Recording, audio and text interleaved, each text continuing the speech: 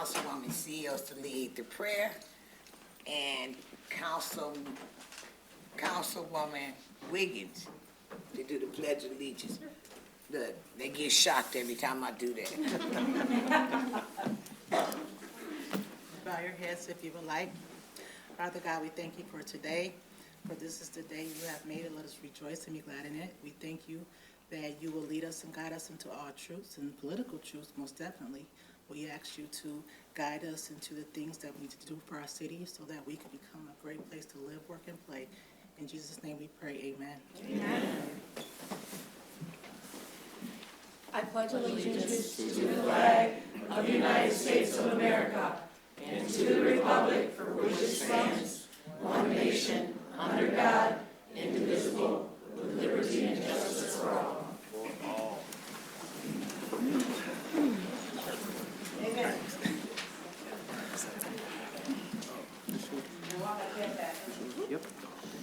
Madam Clerk, roll call, please. Councilmember Sylvia. Present. Councilmember Seals. Present. Councilmember Balls. Present. Mayor Pro Tem Garcia. Present. Councilmember Ostash. Present. Councilmember Braddock. Present. Councilmember Wiggins. Present. Councilmember Hammond. Present. And Mayor Moore. Present. You have all members present. Let me start over. Good evening, everyone. This is a meeting that is being televised, and so we ask that everybody abstain from rude, obnoxious behavior. And if you have, let me do this, housekeeping. Council persons, I need you to all put your phones on vibrate. And those computers, we need to silence them as well. Audience, I'm asking that you do the same thing. Madam Clerk, do we have any announcements? We have a couple. Yard waste pickup begins this week and collection will be on your regular trash day. The convenience station will be open this Saturday, April 12th from 8 a.m. to noon. City residents may utilize the station to drop off miscellaneous or bulky items. That takes us to public hearings.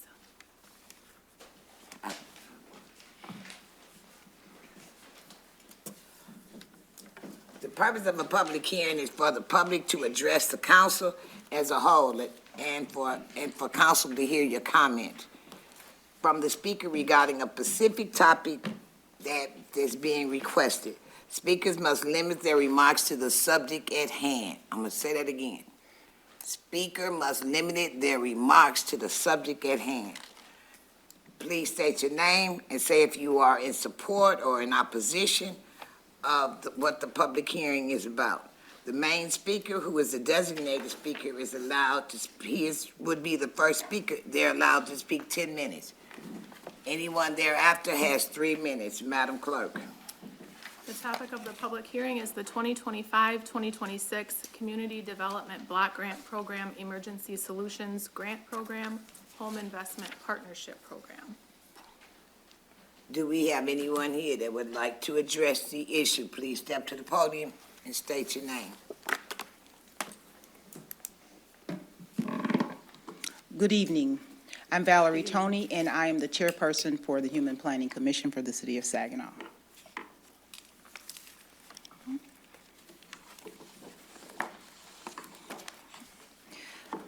The Human Planning Commission is a group of diverse citizens from the City of Saginaw who meet and provide recommendations for the best use of community development block grant funds, emergency solutions grant funds, and home funds.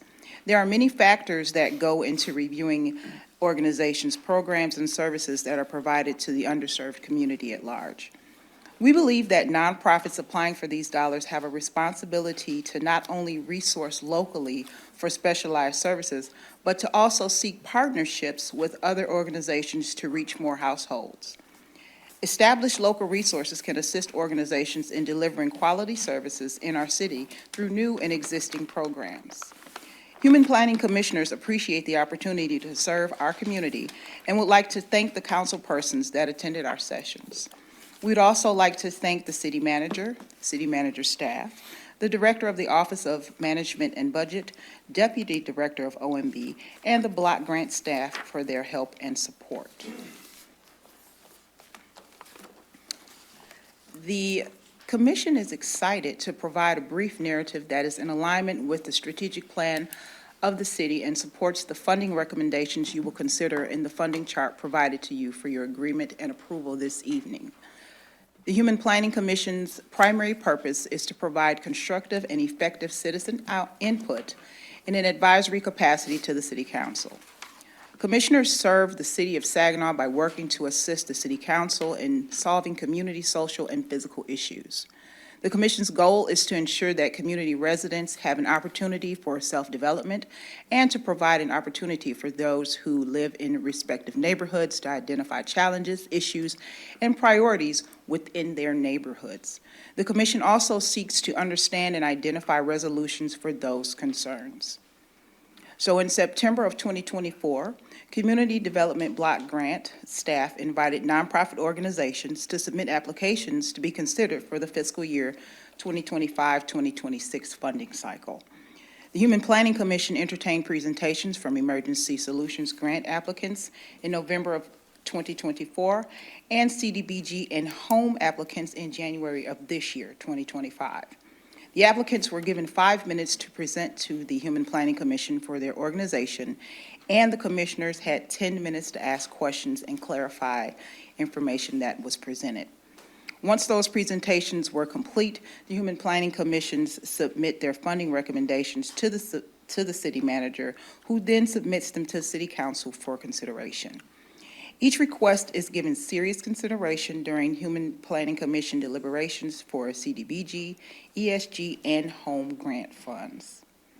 The commissioners read through the applications, listened intently to presentations, and deliberated for quite some time prior to preparing those recommendations that you have before you for your consideration.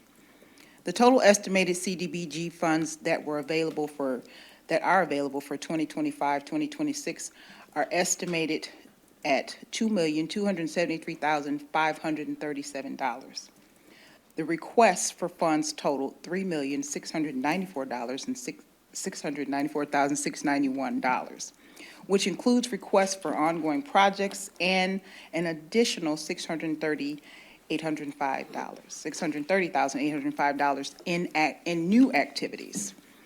The top priorities for grant allocation were crime, supporting neighborhoods in our community, helping youth and the homeless. The Human Planning Commission recognizes the importance of funding for basic city needs to maintain the infrastructure of the City of Saginaw. Commissioners chose to continue to support local programs that leverage every dollar awarded them to secure matching funds. So first off, Community Development Block Grant funding. Our first category was housing and rehabilitation. The amount requested for residential housing programs was $816,018. The Human Planning Commission recognizes the ongoing efforts of the City Council to assist the most vulnerable citizens in our community with affordable housing. Therefore, the recommendation for funding is as follows. Specification writing at $33,403. Basic and residential loans and grants at $275,873. The Saginaw County Community Action Committee Minor Home Repairs Program, $60,000. And a new housing rehabilitation project through Building Poder Power at $120,000 for skilled trades programs focused on teaching construction or renovation of new and or existing homes. Then we moved on to public facilities. Commissioners received frequent feedback from residents about the need to improve conditions of the streets in the City of Saginaw. There is recognition that the funds for roads are inadequate to replace or repair the 296 miles of streets within the City of Saginaw.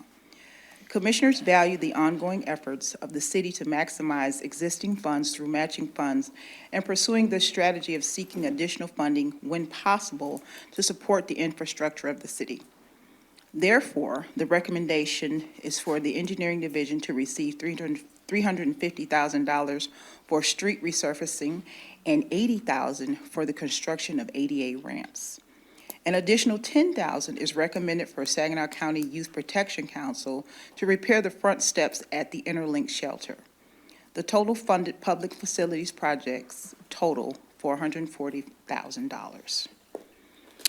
For economic development, the recommendation for funding the demolition of dangerous buildings is $150,000. The funds are to be used for the clearance of blighted residential or commercial structures that fall outside of other grant awards. Saginaw Economic Development Corporation, SEDC, awards up to $220,000 for small business loans. The recommendation for 2025-2026 is $514,367. SEDC will also keep the program income generated by previous loan principal and interest payments. The SEDC portion recommended allocations total $664,367. Public services. The public services category has an estimated cap of $307,365, which is 15% of the expected CDBG entitlement. Requests were received for continuing and new projects totaling $979,565, which is $672,200 over the 15% cap. So the commission recommended funding for organizations that provided programs for youth services, senior citizen services, public safety, and neighborhood development.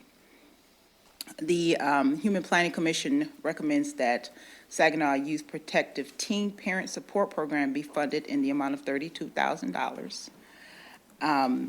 The HPC is also recommending $90,177 for community policing crime prevention in the 2025-26, which is the same award that they received last year. The Human Planning Commission recognizes the value of adding new and innovative approaches and would like to support new programs. As this category has a limited amount of funds, we do our best to be even-handed in our consideration. That being said, the recommendation for support of other programs along with the CPO program reflects the Human Planning Commission's priority for safe neighborhoods and increased community development. The commissioners worked diligently to make the adjustments and follow HUD regulations. We also recommended the following allocations for currently funded agencies. Gideon Boxing Gym, $40,000. Habitat Humanity for 2 programs, housing counseling at $14,080, and then home maintenance at $14,000. The commission further recommends $11,317 for legal services of Eastern Michigan, fair housing, testing, and education, and that the LSEM allocation fulfills the city's obligation to affirmatively further fair housing rules and regulations. We also recommended that the YMCA receive $12,500 for their Senior Connect program. The Houghton Jones Task Force received $43,000, and the Emmaus House of Saginaw received $10,000 for their recovery services programs. The Human Planning Commission understands the need for programs and services and has allocated $3,000 to Mission in the City's new program, Feed the Community, which is a community garden project. And I see my time is ending, so I will be quiet. Thank you for your time. Thank you. Thank you. Thank you.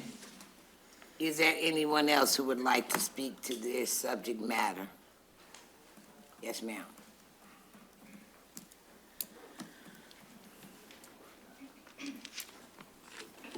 Can you see me? I can see you, but pull the mic down. This is the story of my life. Okay. Good evening. My name is Patricia Baird, and I'm with Legal Services of Eastern Michigan. I'm the program manager. I've been doing that for 26 years, and the Fair Housing Center has existed 27 years. And I would like to thank the City Council and the Human Planning Commission for all the support you've given us over year after year after year. And I was doing a report today for Saginaw, and actually we completed all our deliverables that we said that we were going to do. And we still have time left over. So we don't stop there. We'll just bill it under HUD. But I wanted to share with you that we are a practice area of Legal Services of Eastern Michigan. We do testing, we do systemic investigations, and we do outreach as well. We are an enforcement agency. And what we enforce is to make sure that people are being treated equal in housing, whether it be lending, apartments, real estate, or any type of thing like that. What we're proposing this year is that we would screen 20 potential clients. With legal services, we receive in a quarter up to like 2,000 people that contact us all over our area. And so we screen every single call for fair housing matters, but we're gonna make sure that we have 20. We'll exceed that by far. We're gonna do a minimum of 2 community events. One will be educational and one will be an outreach events of some type. We plan on recruiting 4 new testers, and they will do 2 of them will do practice tests. And what testing is let's say that I can pick on you and I, okay? In this situation, we each have an assignment to go to an apartment. We're just going in there and pretend we want to rent an apartment, but let's say that the agent likes women better than they do men. And so they tell you, I'm sorry to say, that there's nothing available, but in 3 weeks, come back and there'll be something available. For me, they show me 3 apartments and say that they're available now. That's what testing is. We are going to conduct 1 training session and 1 systemic investigation.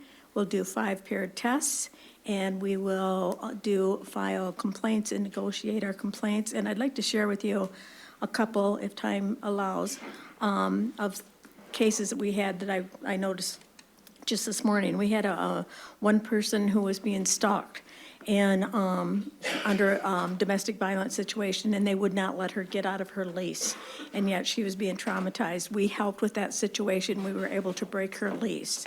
The other one was we had a person with mental illness who was a conflict with management, and they were going to evict him, and instead we got involved, and in this situation, we were able to extend the time and help him find a new place. So these are some of the things that we do. Are there any questions? It's not a question or answer, period. Scared me. All right. I thank you very much, and again, thank you for the monies that you give us every year. Thank you. Is there anyone else who would like to speak to this subject? Come on.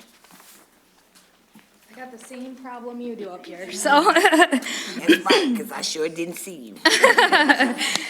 Good evening, Madam Mayor, Mayor Pro Tem, and esteemed city council members. My name is Abby Stemple, and I'm the interim director of Saginaw Shiawassee Habitat for Humanity. On behalf of Saginaw Shiawassee Habitat for Humanity, I want to extend our heartfelt thanks to the City of Saginaw, the Human Planning Commission, and the city manager for your continued and unwavering support of the work we're doing to increase home ownership here in the City of Saginaw, especially through the use of home funds. The funding recommended for Saginaw Shiawassee Habitat for Humanity is more than just a financial contribution. It's an investment in families and neighborhoods and in the long-term health and vibrancy of our community. It's a tangible expression of your belief in safe, stable, and affordable housing as a cornerstone of strong communities. It represents your commitment to lifting families up, strengthening neighborhoods, and creating a city where everyone, regardless of their background or circumstance, has a fair shot at a brighter future. The funding awarded to Saginaw Shiawassee Habitat for Humanity is critical to our work, and we are grateful for the commitment you have made. This support helps us sustain our operational capacity, allowing our team to remain responsive, collaborative, and effective in serving families across Saginaw. Your support also helps us to provide home maintenance classes that equip families with the tools they need to succeed, not just as homeowners, but as long-term invested members of their neighborhoods. A special thanks to the post that went out on the city social media recently. We received tons of calls, and we were struggling with participation in those classes, and now we have a wait list for our fall session, so it was really successful for us that way. These funds also allow us to offer housing counseling, personalized guidance that helps individuals navigate the often complicated journey toward homeownership with confidence and clarity. And of course, it directly fuels the rehab of existing homes and the construction of brand new affordable housing, creating opportunities for families to put down roots, build equity, and experience the stability that comes with having a place to call their own. The impact of this work is profound. A safe, affordable home means children can focus on school instead of worrying about where they'll sleep at night. It means parents can plan for a future rather than living paycheck to paycheck. And it means that communities can grow stronger with neighbors who care for one another and take pride in the places they call home. The partnership between the City of Saginaw and Habitat for Humanity through the award of home dollars has allowed us to reach farther and dig deeper into the housing space than we could have done by ourselves. It has opened doors to more meaningful impact and expanded our ability to serve more families across the city.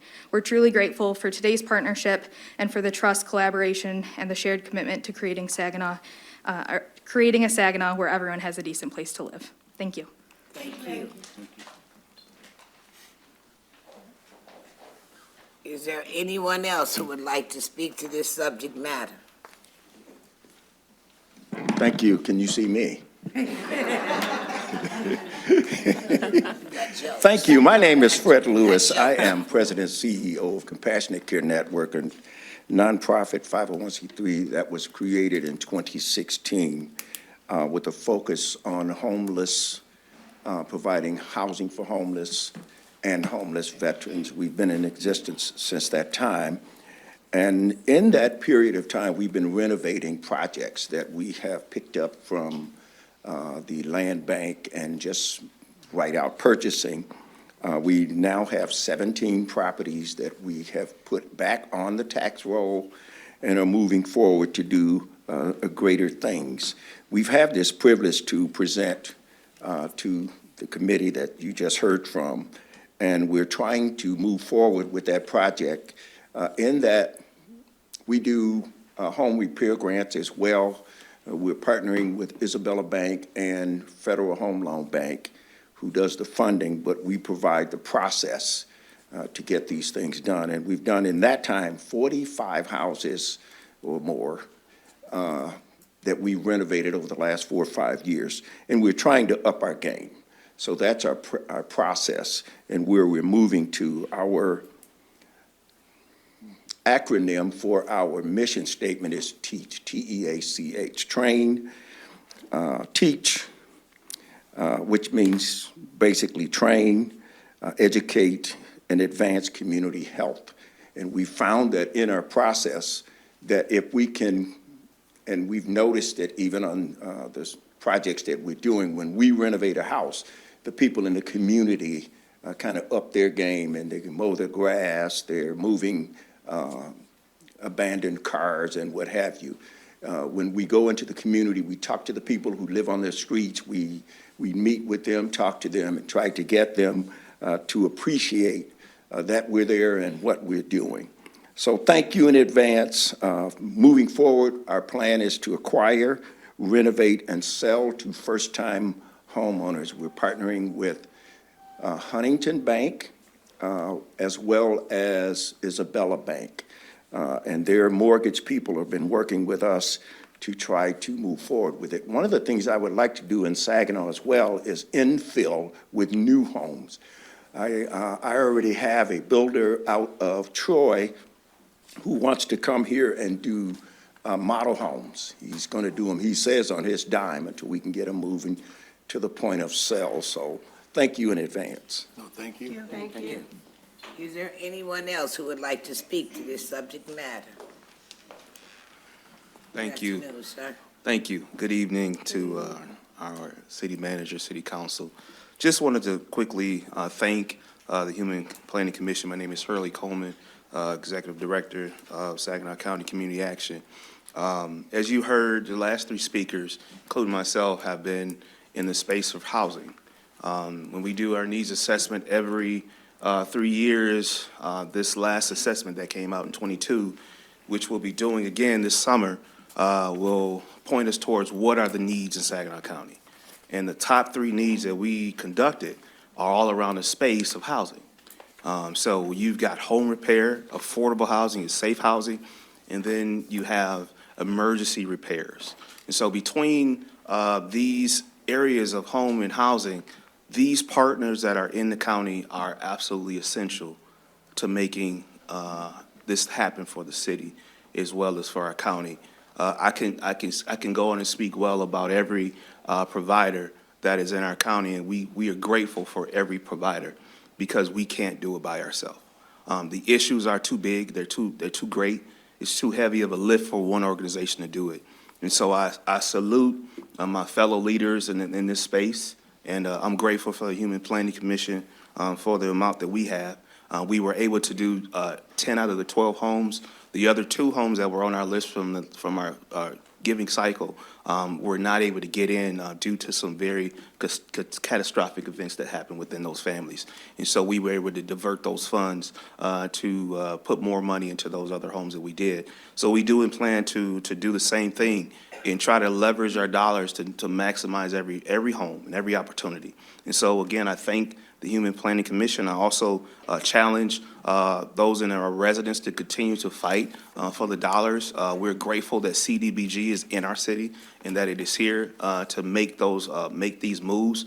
The reason why is because the local economy has to function and it has to thrive. And we're grateful that these funds are able to employ local contractors, local businesses, local architects, and local skills tradesmen in our region, in our city. We love to be able to move those dollars back into our county. So again, thank you again for the city council. Thank you to our teams over here at Human Planning Commission, and we look forward to the work that we're going to be able to do for fiscal year 25. Thank you. Thank you.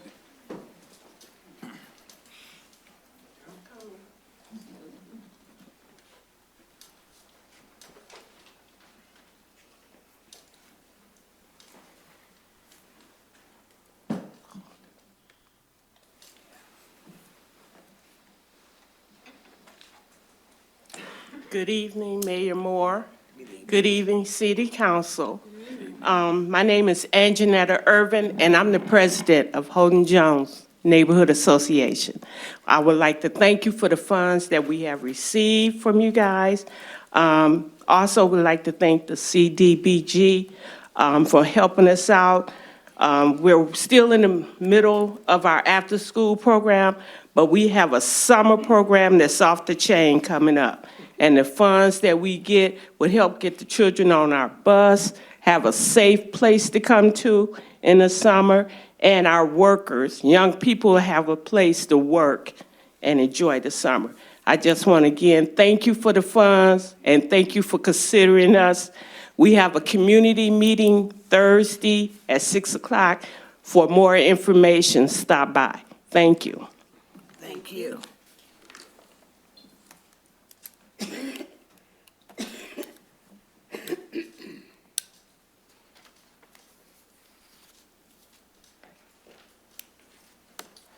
Good evening, everybody. Good evening. The entire room, the community at one, right? I'm Julius Tate, Vice President of Building Podet, Building Power. President Renee Torres over there in the corner. We thank you all for the opportunity, as the opportunity to pitch for the grant, for the Community Block Grant. With Building Podet, Building Power, our slogan, build people, build communities, right? We're an in-house operation that takes owner-operator experience from the construction field and not only want to train individuals, right? We want to mentor those individuals, all in-house.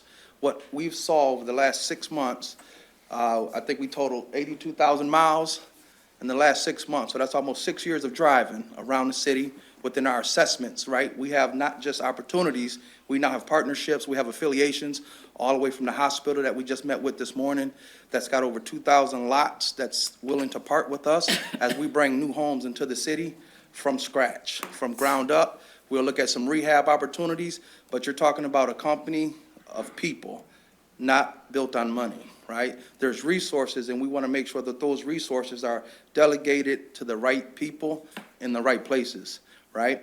In our network, as far as being in-home, in-house, all that training, those skilled trades, apprenticeship, we met with Habitat for Humanity this morning at 9 o'clock, right? We can now have apprentices fill in more so than volunteers, right? So you're talking about a labor force that we have in-house right now for the city of Saginaw. So those taxpaying dollars, they go to work, not just on a budget or somebody's payroll, right? It goes back into the community where we're at. So building power, building Podet, building people, changing communities.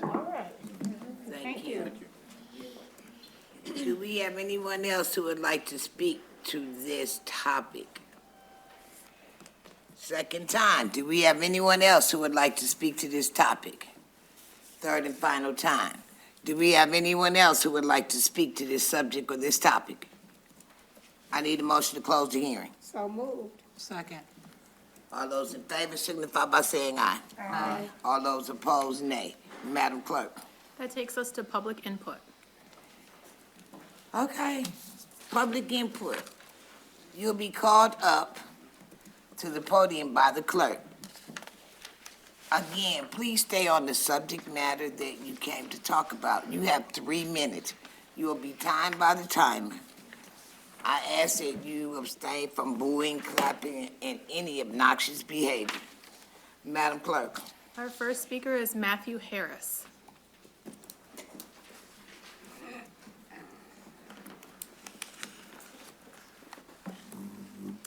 On to David Golston.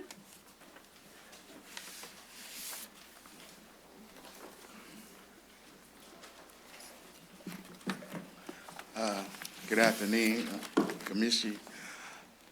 My name is David Golston. I'm with Kingdom Minded Ministries. We're a nonprofit organization that does community training for returning citizens and juveniles and low-income people. We're here to help with the training to help the people keep the houses that they're trying to get with our training, and that's what we wanted to introduce ourselves to the city. That was it. Thank you, sir. Our next speaker is Melanie Velasco.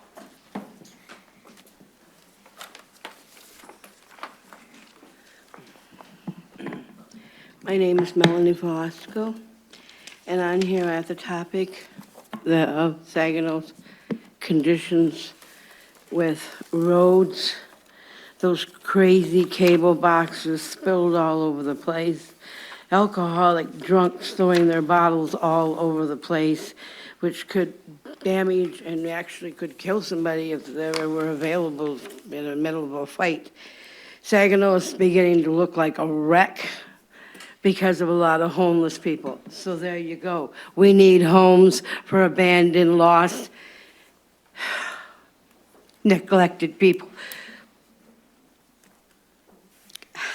Next, do whatever you have to do, but Saginaw's got to get out of its JOB.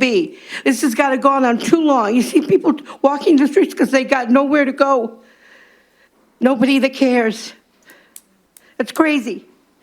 They're lost, they're cold, they're hungry.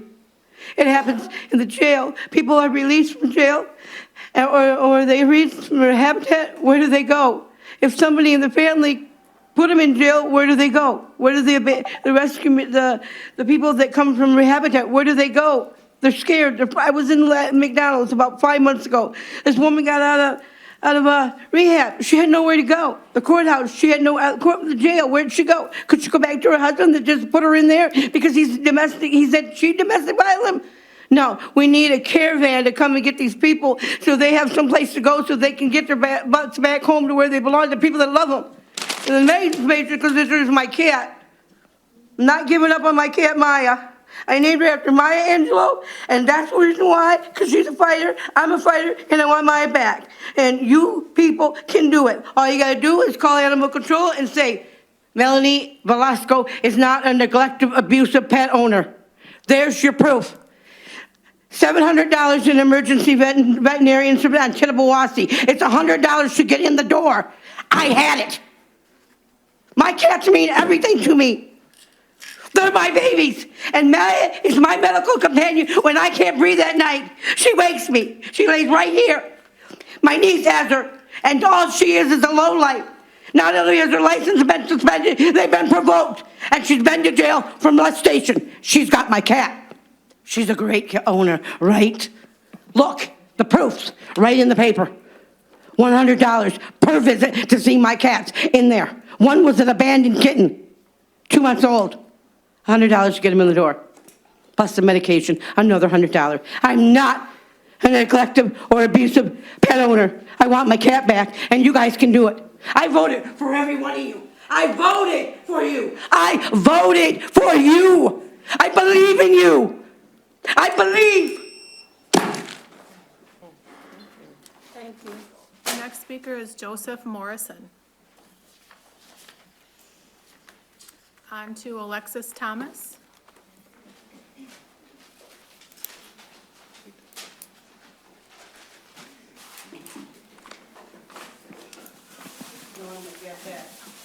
Good evening, Council, Mayor, Mayor Pro Tem, Council, City Manager, and all of the city staff. Thank you for allowing me to speak today. I am here on behalf of the Saginaw African Cultural Festival and our sister city relationship with Amanakram, Ghana. So I was contacted by Dr. Ofori Dankwa from Saginaw Valley and Chief Nana Osim Kwatia, the chief of Amanakram, and the chiefs and elders of Amanakram would like to reciprocate a delegation from the Saginaw City's visit there in 2023. They were last here in 2018, and so they have the funding to bring themselves here for their accommodations and everything. But what they are asking of the city of Saginaw is for a letter of invitation. The Saginaw African Cultural Festival did provide one. And what they need with that letter of invitation is to help them with achieving their visas and other things that they need to allow for the travel. So I didn't know specifically who to ask or who should be writing that, Mayor, possibly you. And then it would possibly look good if all of council signed said letter. But that's all they need is a letter of invitation, and I can, whomever I should send the contact to get that letter to. If someone would let me know, I'm more than happy to provide that. But I'm just here asking for the city to write a letter of invitation to the chief in Amanakram, and they will come. The intention is for them to come that second week in August during the festival.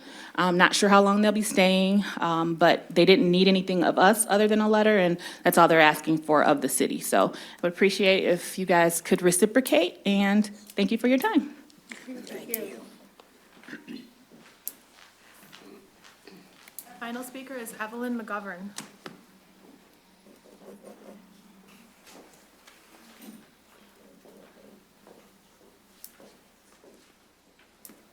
Good evening, Council, and the citizens of Saginaw. Again, my name is Evelyn McGovern. I am the president and co-founder of Women of Colors, and we celebrated 32 years of uninterrupted services in the city of Saginaw. I am a resident of the city of Saginaw, and also I'll be remiss if I didn't thank the council for awarding us funds to repair our roof, replace our roof, not repair, but replace our roof, and also to purchase our new headquarters located at 3057 Davenport Avenue.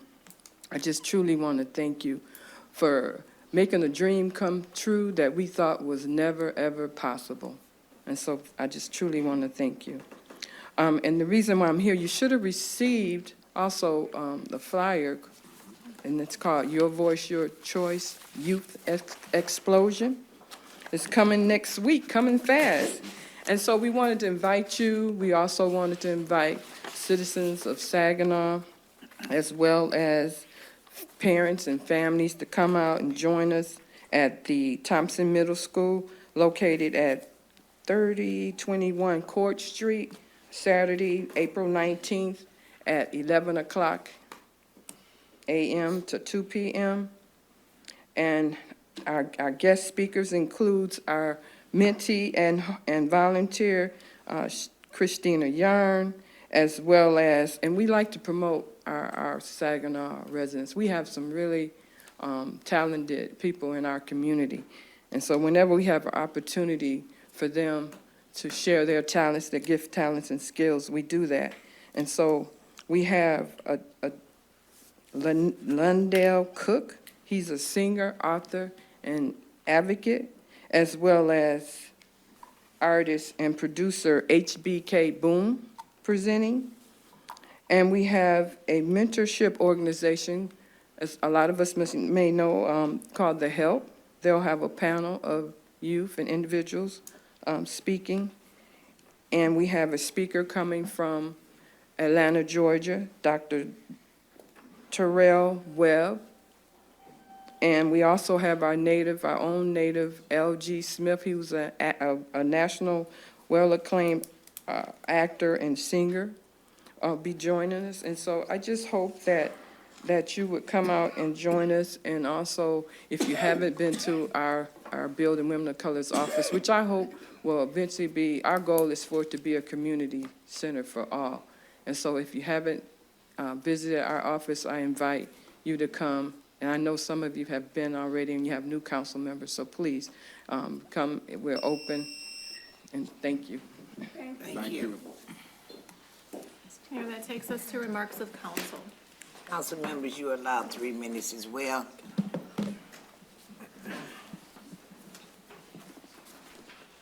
We're gonna wait a few minutes so that people can exit.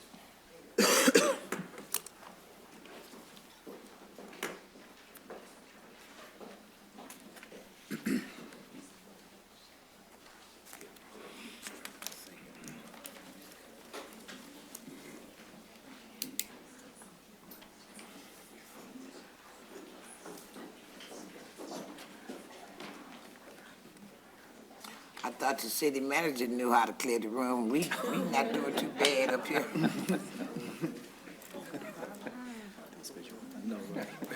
We will begin tonight with Councilman Walls.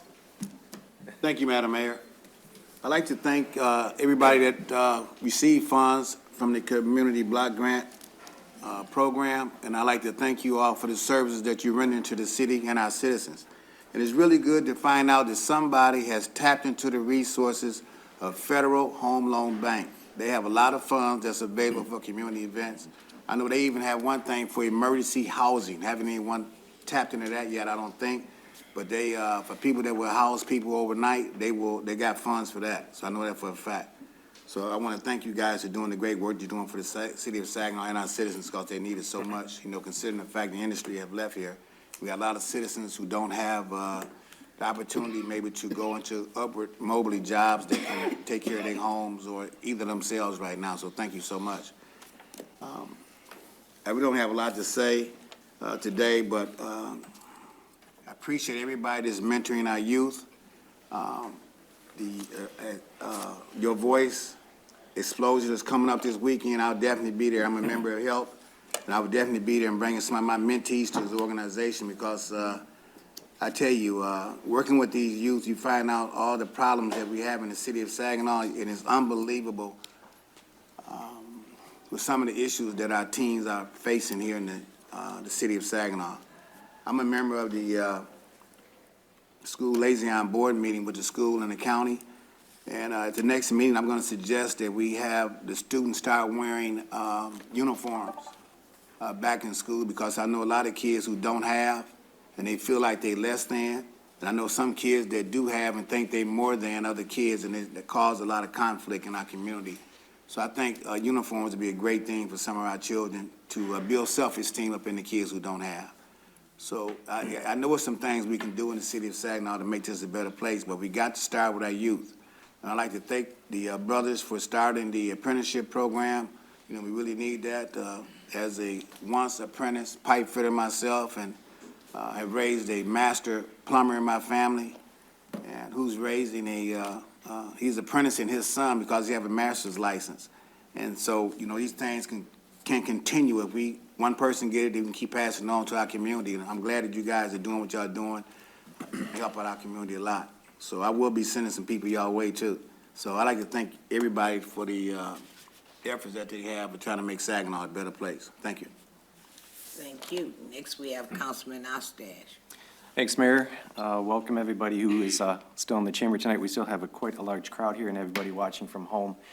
Just acknowledge again some more elected officials that are in the audience tonight. So Commissioner Jack Taney is with us, and also Brandel Adams, which is from the Bridgeport Trustees. So thank you for coming out and joining us tonight. Just a few things. Over the last couple of weeks, there was a luncheon that was provided. So I want to thank the American GI Forum for once again having the Cesar Chavez luncheon. It was our 20th anniversary. Great speakers, good food, and a great cause, because this money goes for scholarships. So thanks again for putting that on and continuing to do that work. Also, too, just with the block grant presentations that we're giving here tonight and just some of the comments, what what I see, and it is always a favorite time of mine of this year when this money comes in for all these nonprofits and folks that are doing work in the city. And tonight you got actually a chance to hear some of that and some of the presentations that they have made to our commissioners.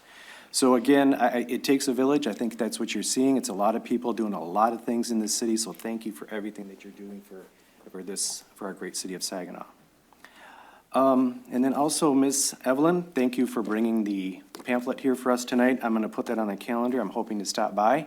I was going to speak a little bit about that tonight, but you covered all the bases for me. So thanks again, too, for everything that you do for the city of Saginaw. Just a couple of announcements. There is a road to restoration that's coming up. This is a Michigan Department of State. It's a free clinic for how to get your driver's license restored. And that is going to take place Wednesday, April 30th from 10 till 4. That's going to be at the SVRC Marketplace, which is over at 203 South Washington Avenue. And walk-ins are accepted from 11 till 3 p.m. So if you're in need of that service, they're going to have attorneys and folks there that can help you out. Also, too, one of our other nonprofits in the area, our LEAD, our Hispanic organization, they are doing some small business workshops. So they have another one coming up April 17th.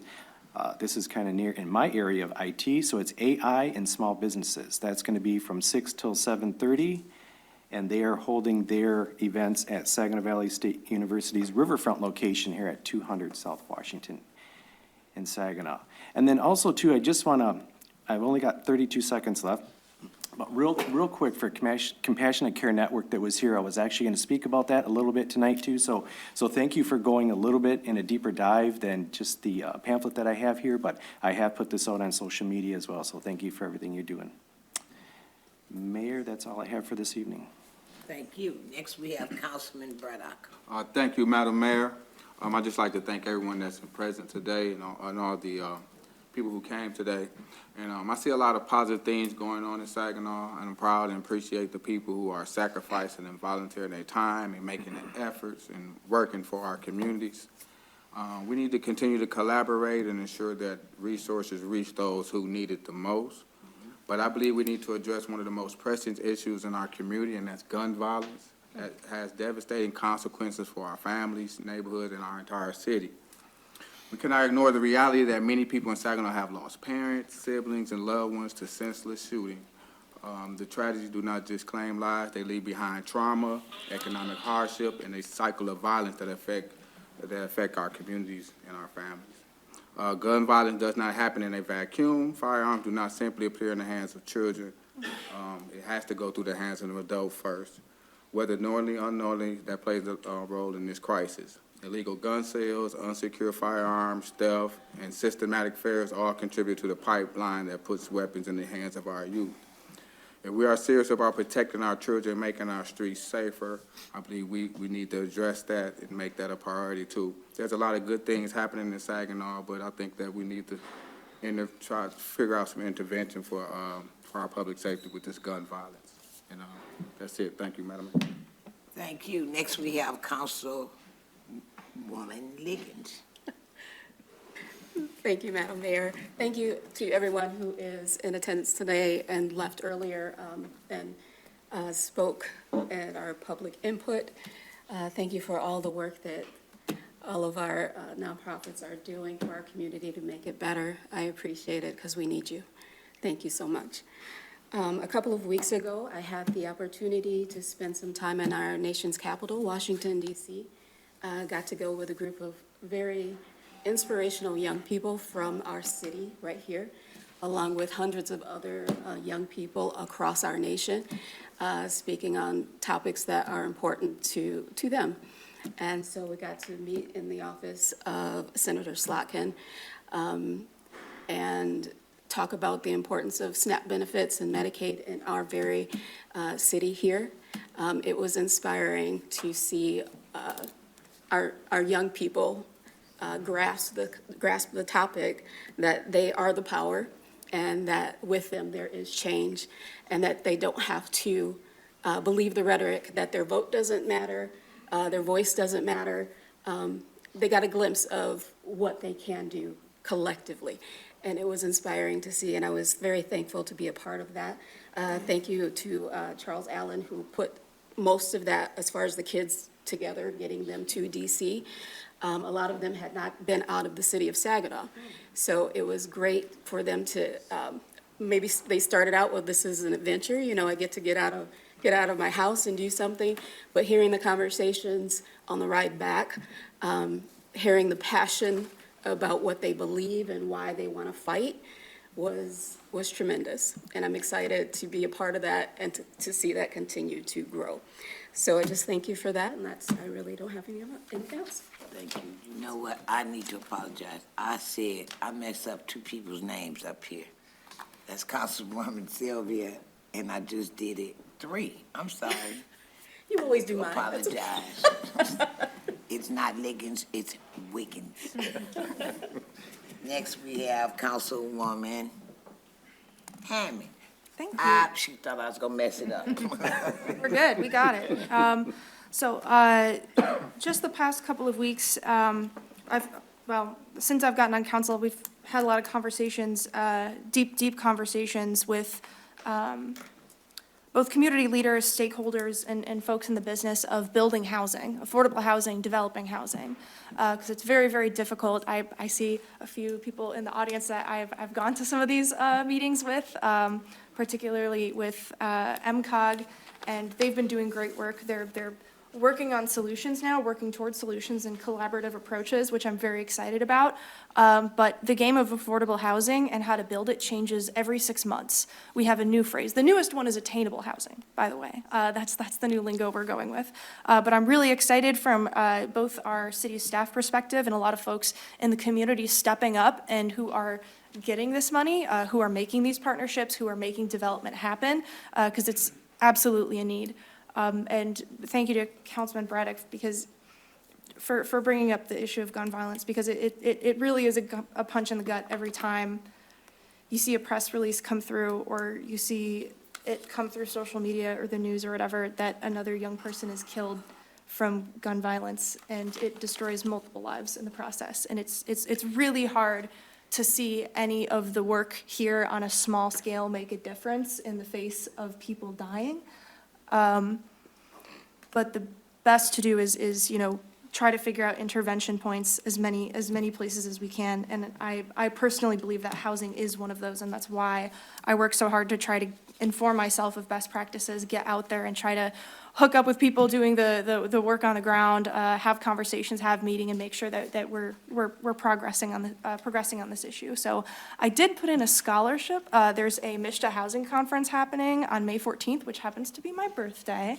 So I'm hoping for my birthday wish that I get chosen as a scholarship recipient to go to that Mishta Housing Conference, because it's pretty pricey and I will not be able to afford going otherwise. But I'm excited that I talked to some people in Ypsilanti just today. I talked with some Environmental Justice Coalition people as well, and we're all centering around the needs of housing and groups working together on it, reaching across the aisle, figuring out where these funding streams are, where best practice is right now, where it's heading, because it's all going at a breakneck pace. Every single budget, things change. Every single new organization that pops up, things change. So trying to make sense of the changes and also making sure that we're making progress and building coalitions along the way is very important. So thank you. Thank you for your time. Next, we have Councilwoman Sylvia.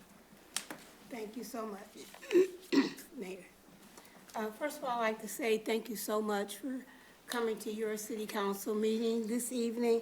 I'm not feeling very well, but I definitely want to say thank you for coming to your city council meeting. This is your meeting.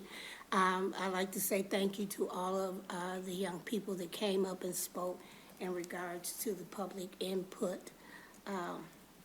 And at the top of my list is loss of life. First of all, I'd like to send condolences and sympathy to any family member that has lost life. And it feels so bad that every time there's a council meeting that has to be said, because that has happened since the last meeting, that there has been a loss of life in the city of Saginaw. So that does definitely go back to the youth and the youth programs. And thank you so much for anyone that works with youth on any level. And thank you for anyone that works in the housing area on any level, because all of those combined together, and anyone that works with homelessness in any area. I'd like to say thank you to the Legal Services of Eastern Michigan. They are doing a fantastic job, and they help people stay in their homes and or to find, to find homes. They're doing a fantastic job. Not to say that anyone else is not doing a fantastic job, but I wanted to mention them. And a little later on, you will be hearing me saying something about Birch Park. Something's got to be done. And it's time out for passing the buck to this person, to that person. It's time, something's got to happen. Well, how it's going to happen, when it's going to happen, something's got to happen in regards to that place. There's no place in Saginaw that the death rate is that high, the shooting rate, the gun violence is that high, and it continues to happen as it does in Birch Park. That's got to be over, Our young people, our mothers and fathers should be able to live in a particular area of Saginaw and be able to lay down and go to sleep and know that they don't have to wake up 2 or 3 or 4 times a night in one night in regards to gun violence. Thank you very much, and you all have a blessed rest of the day. Thank you. Next, we have Councilwoman Seals. Thank you, Madam Mayor. It's great to see everyone today and also online. On a lighter note, I don't want to negate what's going on in the city of Saginaw either. It is unfortunate that we are experiencing these hard times, as Councilwoman Sylvia just stated. And again, I do agree that we do need to step up and do something as a city, and not just as a council, but as a whole city together, as a community. And so, and speaking of community, I heard from a lot of individuals today, and we have a lot of great things, though, that are happening in Saginaw.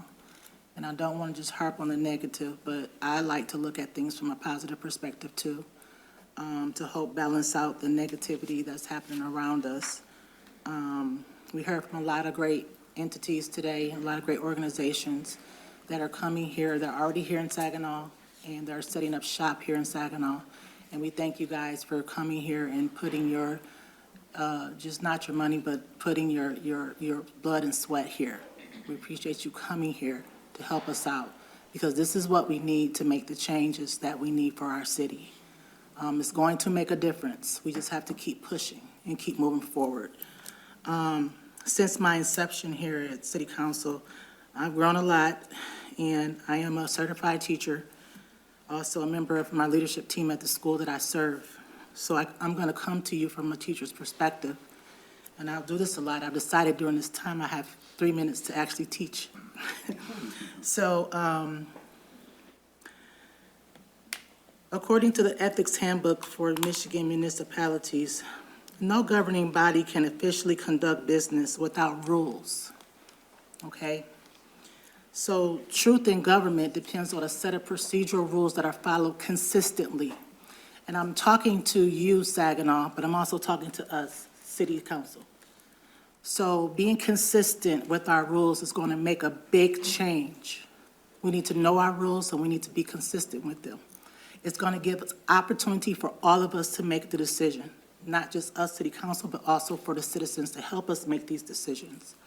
Also to make the most efficient procedures possible, and it's going to result in decisions made by the majority of us, not just the selected few. And I say all this because there's just been a lot of things happening, not only just in City Council, but also in our city. And we have to stay focused, and we have to stay together as a team and as a group. So it's important that we as a governing body are prepared to lead when we are here at these council meetings. And as Ms. Hammond said, we need to use best practices to do so. Thank you. Next, we have Councilman Ostash. Did I get you? Yep, already I got me. did get you. I'll go again. Next, we have Mayor Pro Tem. You can take it.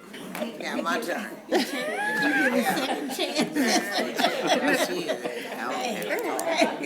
It's Monday. Good evening, concerned citizens of the community. Thank you for being in attendance on this, I don't know, kind of chilly, warm day because it was snowing earlier. Now the sun's out, so it'll make up its mind. Just wanted to say thank you for all the speakers coming, some great programs, some great organizations that I've been a part of for years, that been in the community.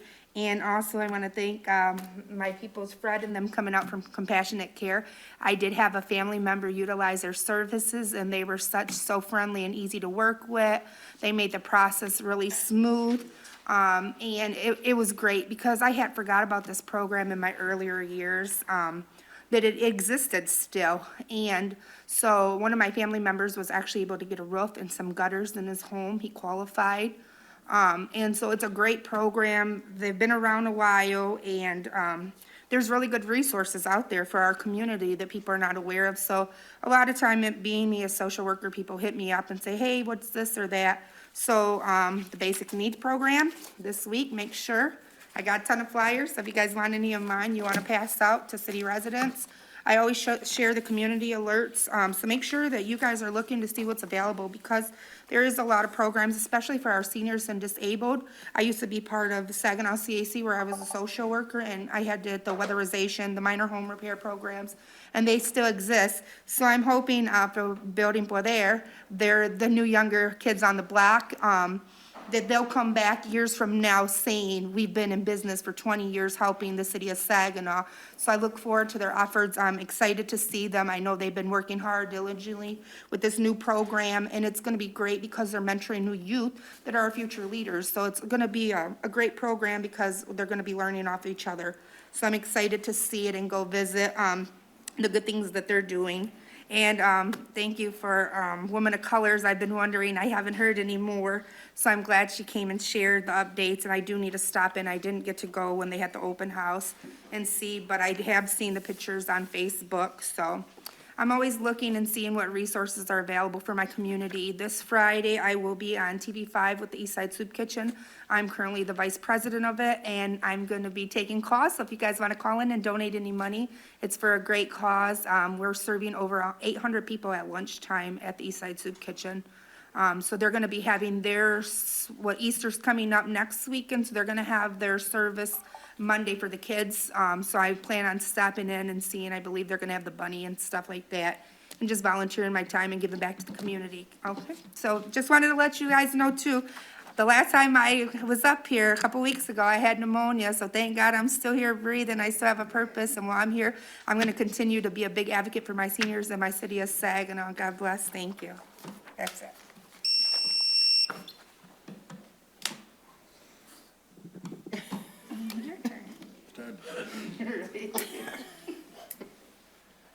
I'm tired. First of all, thank all of the public speakers. It's not an easy task. I need y'all to understand, it's not easy being in politics right now for anybody that's in politics that really wants to see change. Because you're fighting continuously about helping to make things better. The city is moving forward. Yes, we have our challenges, just like everybody else. However, we're not like we used to be. We're not 150,000 plus. We're less than 50,000. And so, what I'd love to see in the community before anything ever happens to me is I'd like to see us work together. Just one time. And I think, my mother used to always tell me, fake it till you make it. I don't always have to like you in the beginning, but if I fake it long enough, I'm going to make it and I'm going to like you, okay? Let me just be 100 on that one. Thank you. And I'm saying that, yes, Councilman Boss, I like you. See, and I say, no, boo, I'm not behaving. Look. always got something to say, but I said all that to say this. I didn't get to anything that I'm at right now by myself. It took these individuals up here. Some are new, but it took other people to get me to the next level. And I'm always gung-ho to get somebody else to the next level, because I'm getting old, as they say, and we need to pass the torch. But I really want the citizens to hear me well when I say the best is yet to come. Hold on. I know you hear all about the negatives. There is so much good in this city right now. I do have people contacting me about building, but they contact me and ask for money. We ain't got no money, but you can come to our city.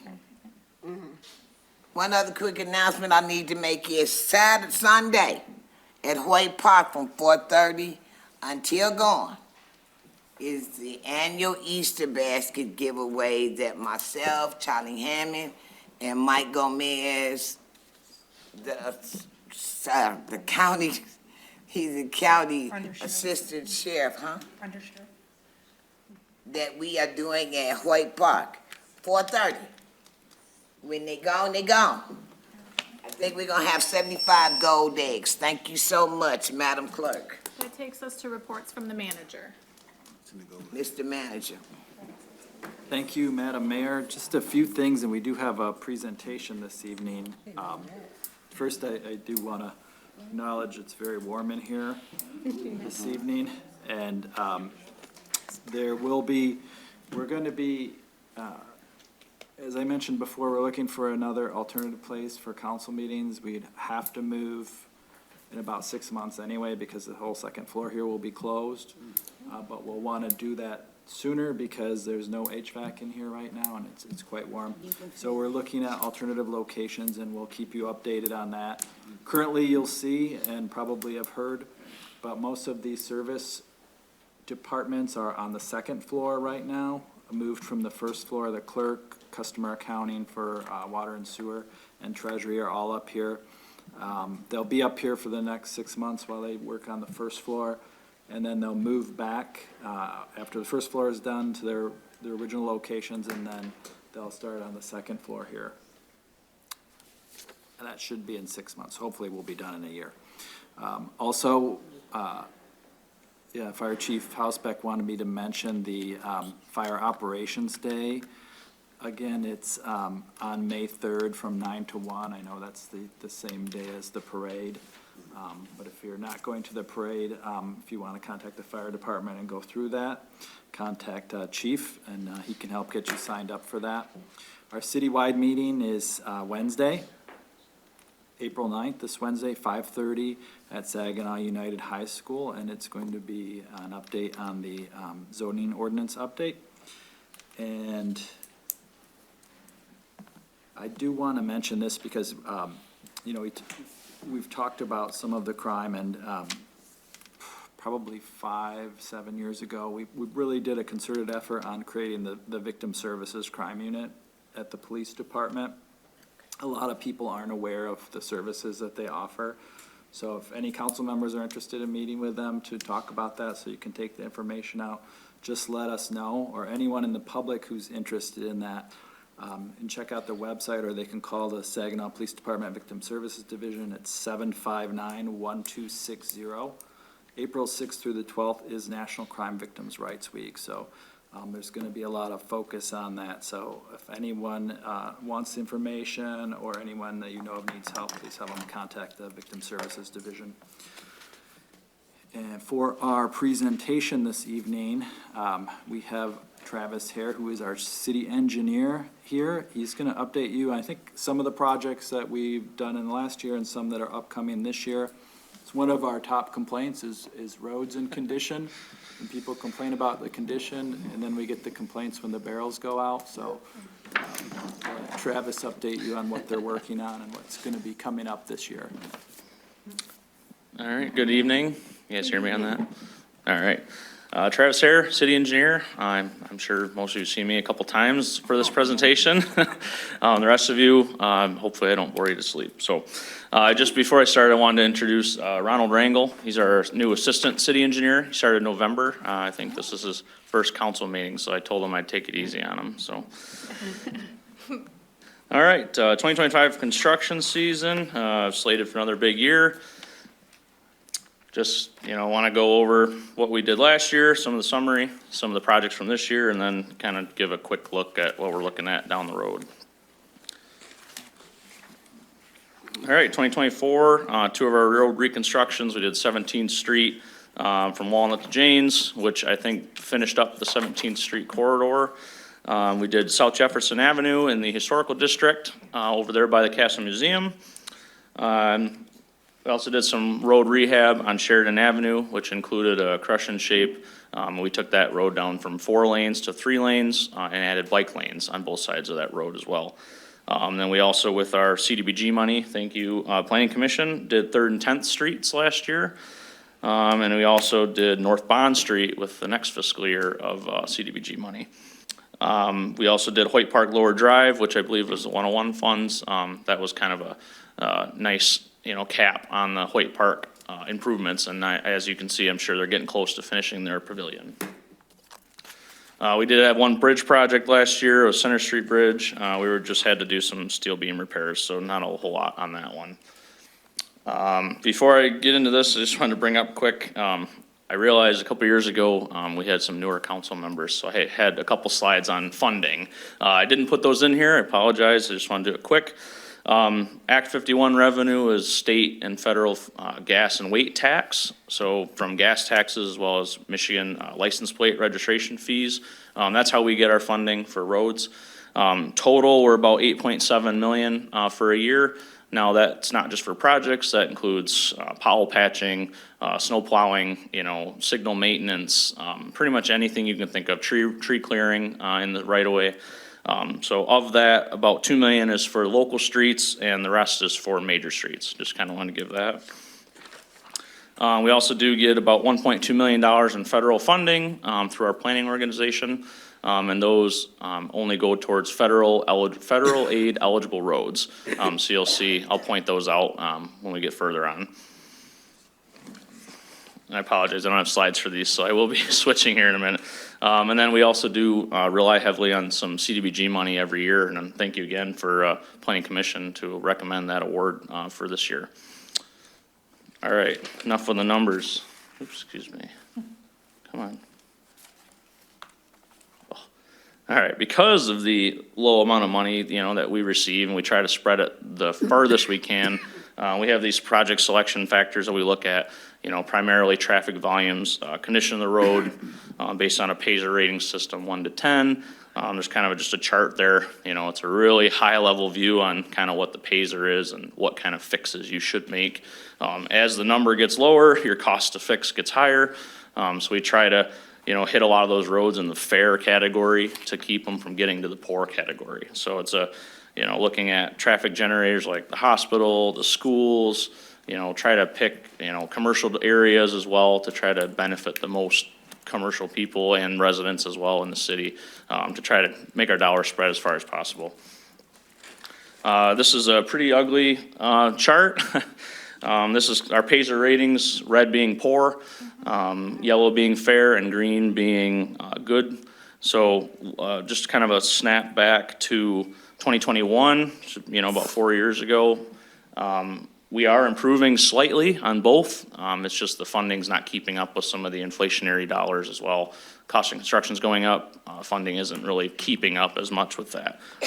Our goal every year is just to kind of maintain our overall Paiser and not make it worse. So that's all we can do, which is unfortunate. I hate to say that, but that's what we do. Come on. All right. Here's our list of the road and bridge construction. First one is mill and resurface, and actually there's a CC on this today on our agenda as well.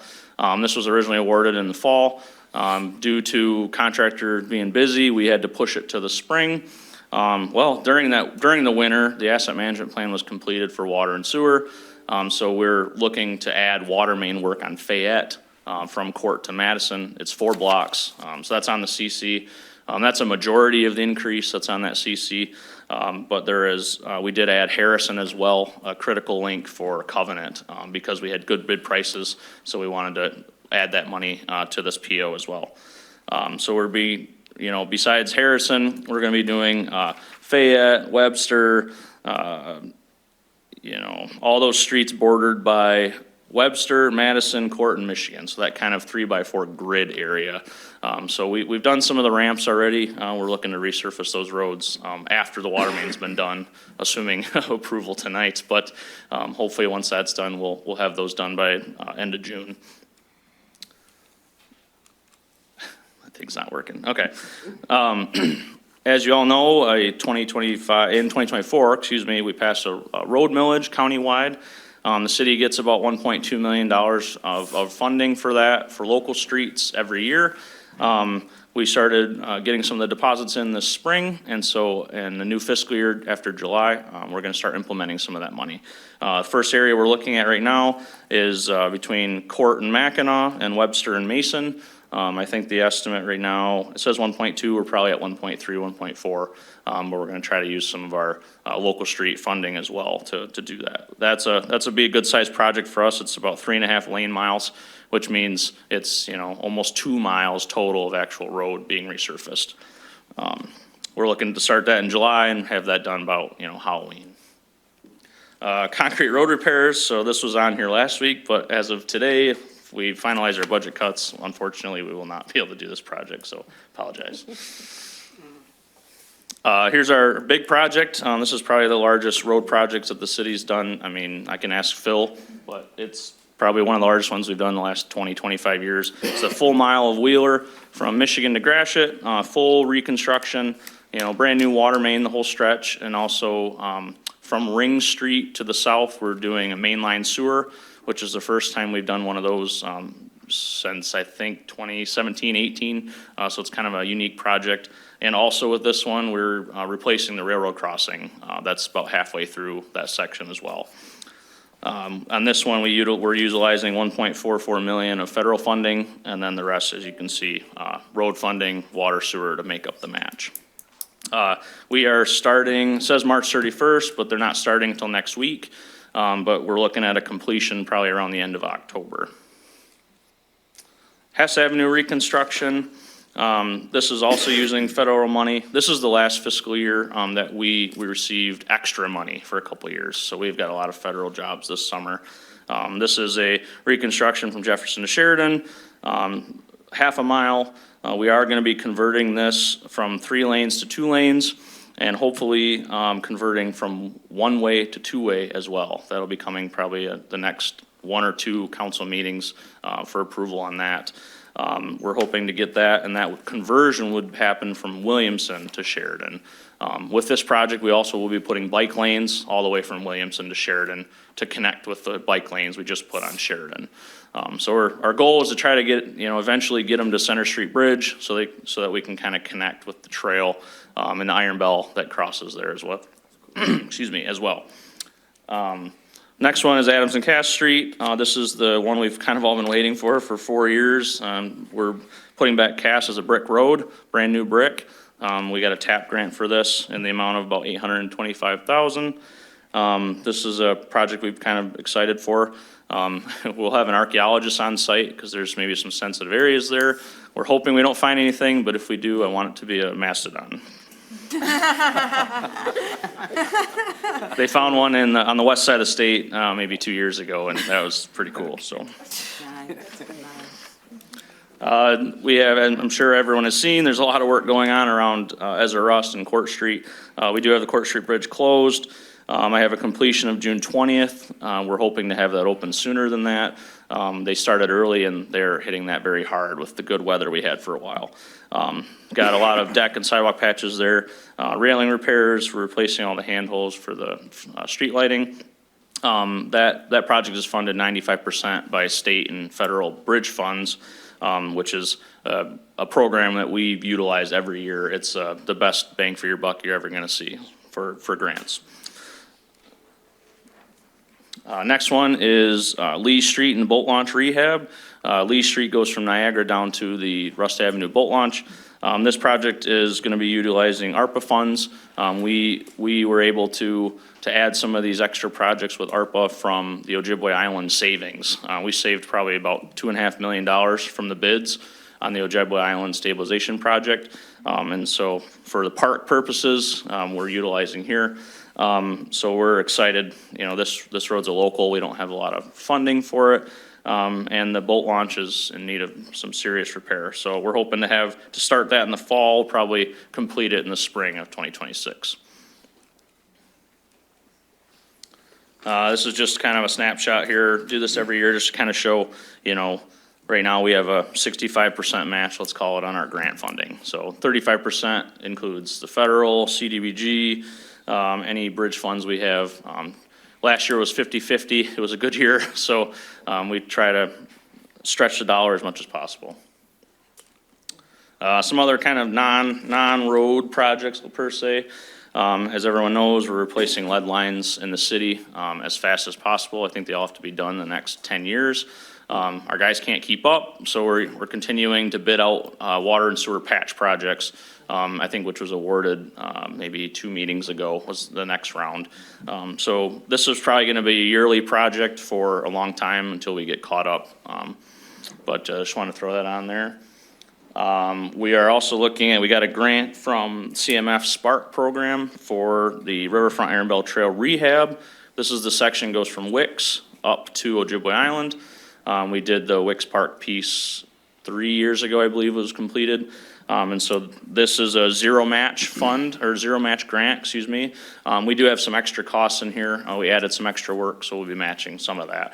But that'll include rehab of that trail and also adding a trailhead here on the south end. This picture here is actually that kind of gravel loop that's just off of Fordney at Wicks Park.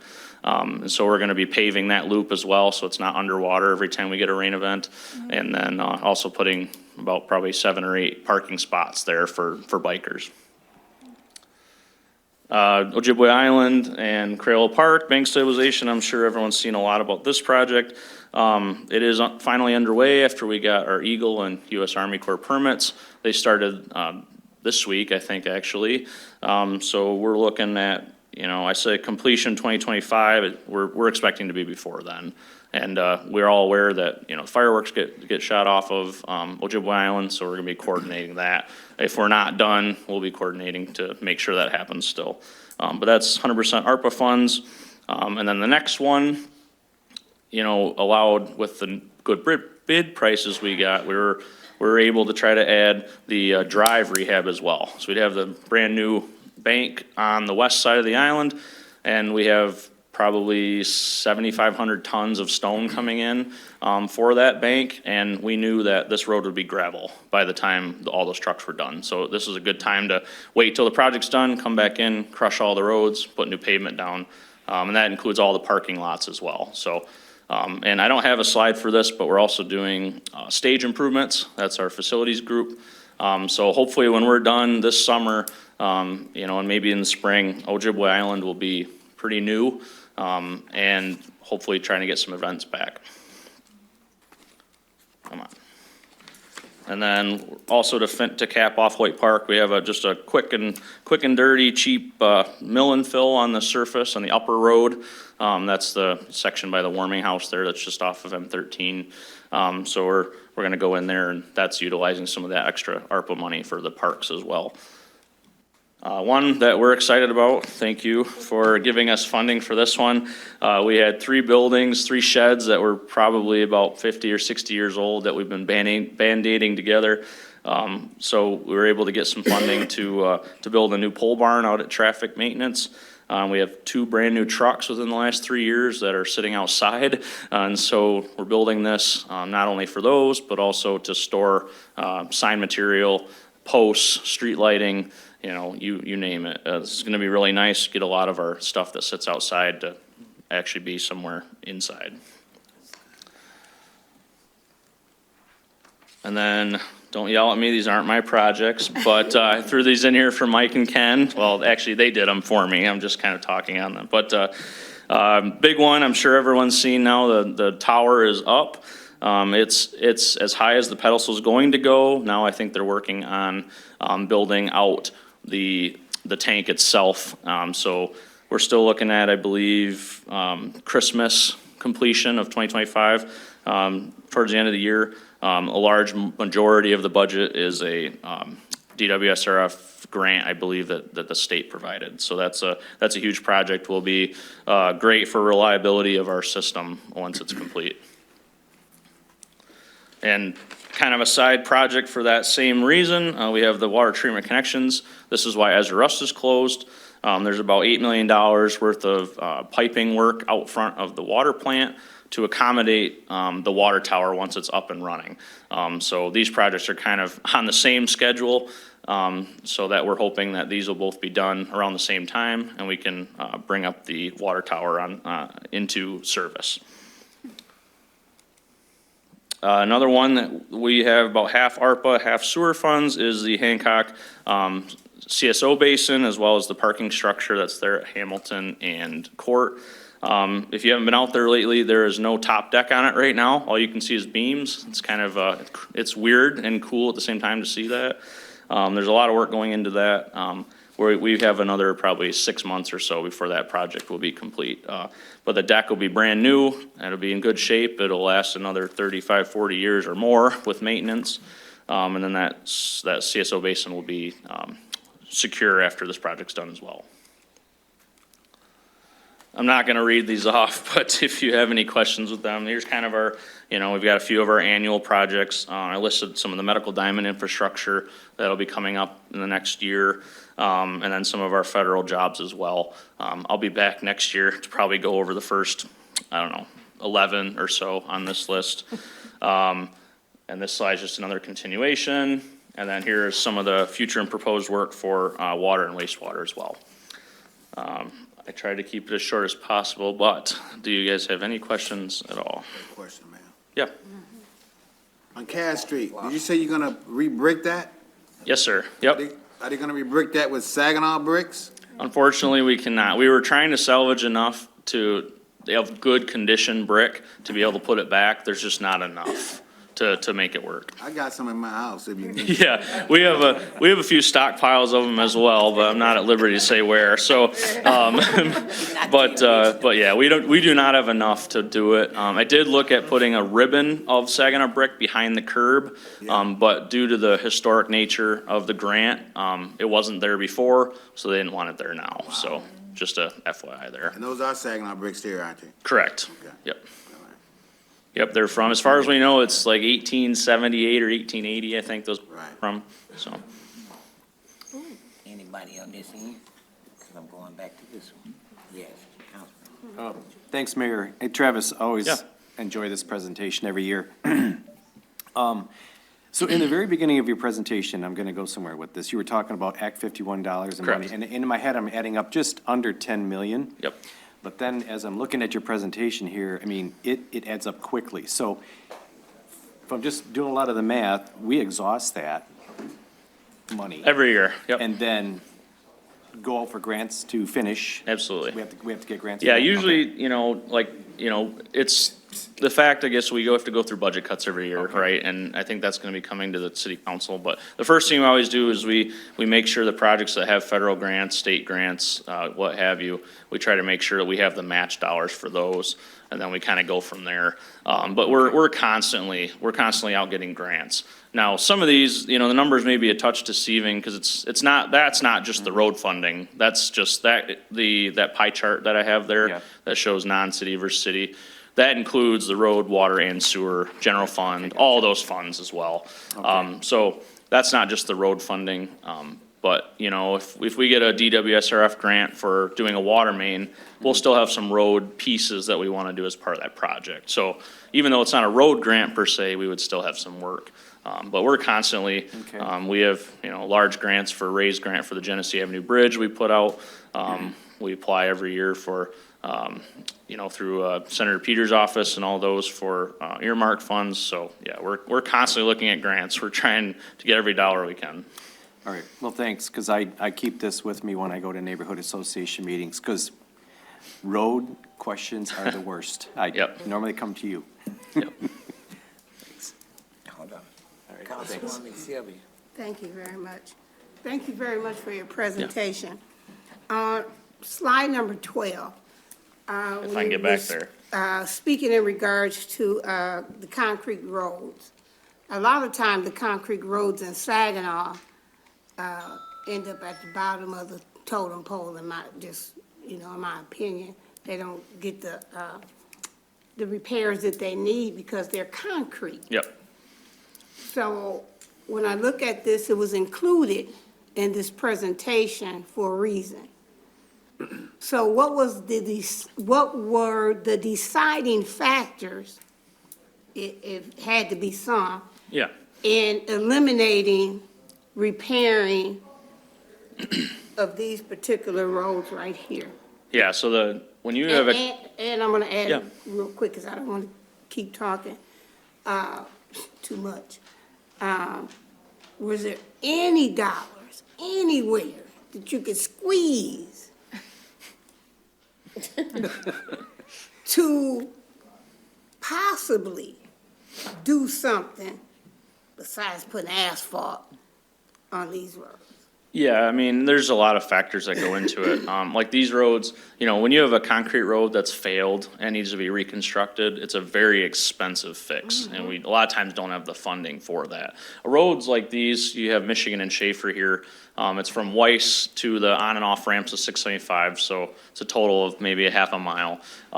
This qualifies for like what they call preventative maintenance project. So you're just doing like concrete joints, where the slabs come together. You're doing longitudinal, which is in the direction you drive. You're also doing the transverse that are perpendicular to you when you drive. So there's a lot of fixes we can do with that, and they're a lot cheaper fixes to keep that road in a good condition, or fair condition, I should say. There's a lot cheaper fixes for that than say a local street that's 70 years old.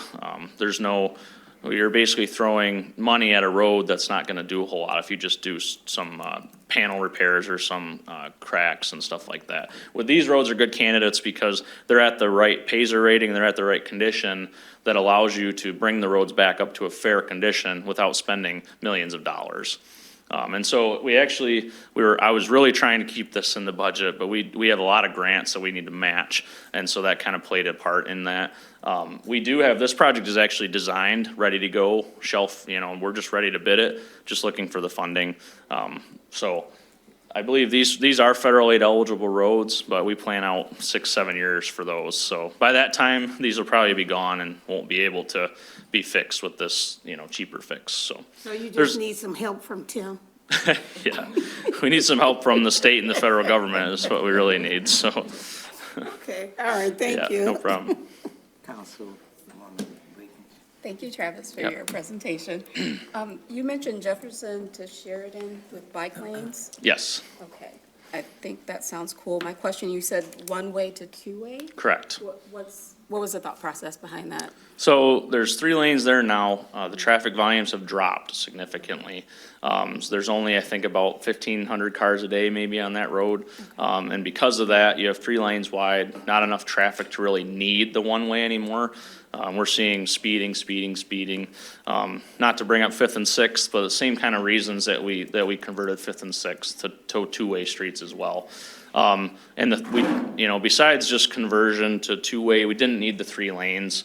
And what was nice is to keep it within the same footprint of what we already have, we were able to put in bike lanes without having to go further into driveways and, that kind of thing. So, yeah, and we can't convert all the way to Washington yet because, there's issues with like traffic signals, that kind of thing.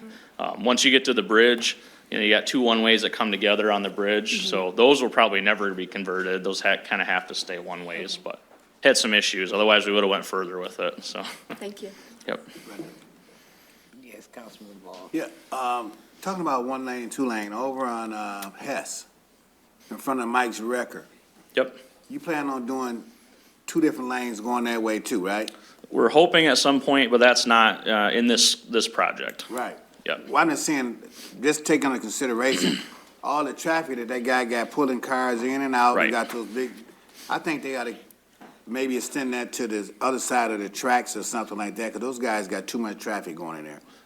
Yeah, we could. The problem with that one is, it's a concrete road, so there's a lot more work we have to do than the section that's between Williamson and Jefferson. We just resurfaced with new asphalt, probably 4 years ago. So it's easy to switch. When we go to convert the section east of Sheridan, which is in front of Mike's Wrecker, that, we're gonna have to do a major rehab or reconstruction, to be able to convert that traffic. And it's gonna be more difficult than the money we have right now. That's the reason we didn't. Because it's not just Hess itself. Once you get over to the railroad tracks, Right. now we have to do probably $150,000 or $200,000 worth of changes at where Hess and Gallagher split. Because otherwise, you got people coming right at each other there. So there's a lot of changes we have to make I'm there. just thinking about that, those guys pulling cars in and out there, Yep. if they got people coming both lanes, both that way, that's gonna be Yeah, terrible. and we had a public meeting, and he did, I can't remember his name from Mike's Wrecker, but he did show up and kind of express those concerns as well. So we've talked to him quite a bit. I hope y'all take that into consideration. Absolutely. Thank you. Any other questions? Thank you so much. Thank you. Thank you, Travis. And that concludes the management update. Do we have any questions for the city manager? Yes, Councilwoman Hammond. Thank you. During the first presentation we heard today from the Human Planning Commission, it was mentioned that there's a funding recommendation report submitted to the city manager's office. When was that submitted? That's something that we were going to talk about under the resolutions. Okay. That unfortunately, you weren't able to get the information. Yeah. And so that we're looking at postponing these resolutions until April 21st. So Thank that we you. can get that information to you. That was, okay, thank you. Is that it? Councilwoman Sylvia. Thank you very much. As I said earlier, I was going to mention something in regards to Birch Park Apartments. And Birch Park Apartments have been mentioned so many times in the past several months, several years. Excuse me. Not only in regards to gun violence, but in violence in general. It's been mentioned from this table also, been mentioned by myself, from citizens of Saginaw, just so many different people. At some point, I don't know what we can do, if anything, but I'm sure there are some things we can do. Because just to say the phrase, enough is enough, it really is. Because we have to hold the owners and management accountable at some point. And I think it's as good as now to hold them accountable for the shootings, the murders that has taken place at that place. It's more than ridiculous. It is sad.